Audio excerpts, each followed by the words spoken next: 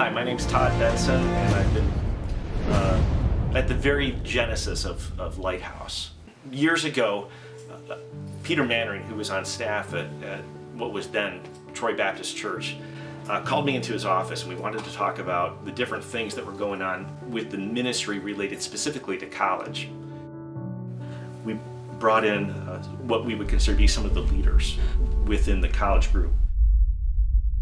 And it was like striking a match. It just went, and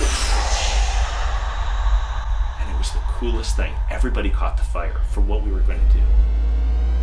You can't stop me! That's all you got.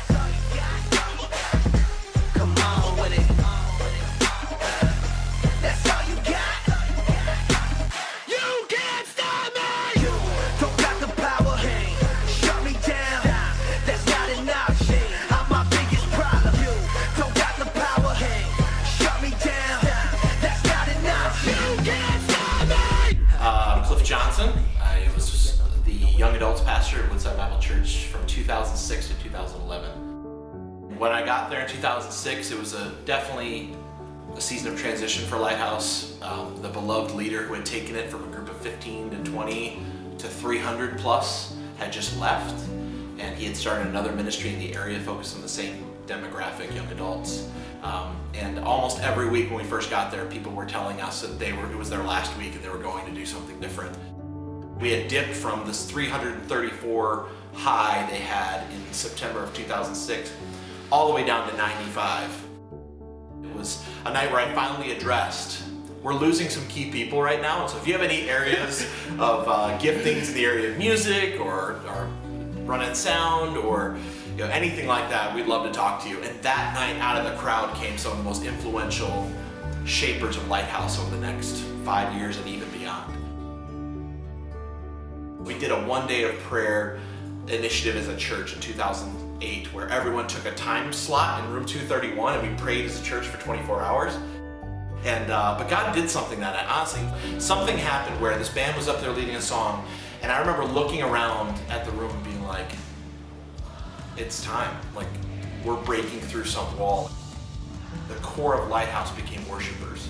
And that was absolutely huge for the next season because God had laid on our hearts to do something called 40. And in the summer of 2008, we cast the vision for this 40 days in a prayer room at Woodside Troy's campus where we were going to pray 1 hour at a time, unbroken.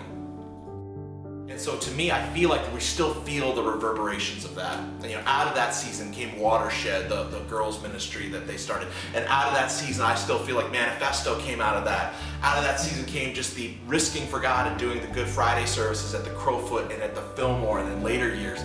Some powerful moments, but I feel like God changed the heart of not only the leadership, but also of the collective during 40.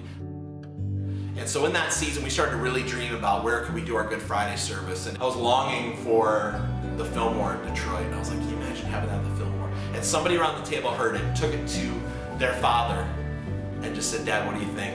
And he wrote a check and covered $9,000 for us to rent the Fillmore for the night. And 1,700 some people showed up. We saw 60 people give their life to Christ. 23 of them were baptized a month or two later. And so I see that as sort of the culmination of that season of ministry. I was already preparing to go to Detroit at that point, and Jim was already being groomed. We're talking about Jim being groomed to be the next guy at Lighthouse. So for me, that was sort of the final summit before I was going to step down and hand the mantle off. So when I came to Lighthouse, it was an amazing time actually in the ministry of Lighthouse, as it had probably risen to new heights. It was also a time of a lot of transition as Woodside Detroit was being planted and a lot of people feeling a call to go to inner city Detroit and plant a movement of God through Woodside and what they were doing down there. So it was amazing because out of that time, a lot of the leaders today from Lighthouse came out of that era where they rose up. There was a lot of marriages. I think that was one of the coolest things that I've seen come out of Lighthouse is how many people have found their husband or their wife while they're at Lighthouse.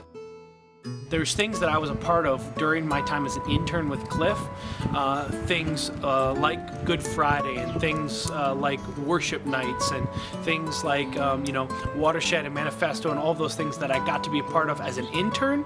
So when I became the Lighthouse pastor, I didn't feel like I needed to change a lot because I got to already speak into a lot of the things that were already there and happening on a week in, week out basis. So moving back to Michigan from Colorado and stepping back into Lighthouse was so exciting for me because really Lighthouse, to be honest, Lighthouse is family.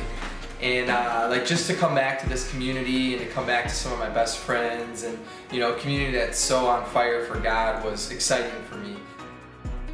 Pastor Jim just did such an incredible job of building the community, continuing what God did through Cliff. So now, here I'm coming in, I didn't have, all these huge new ideas. It was just kind of like, let's just keep going after Jesus with everything we have. And so, Kairos was a huge part of that. Like I said, the family environment that Lighthouse has was always such a draw for me.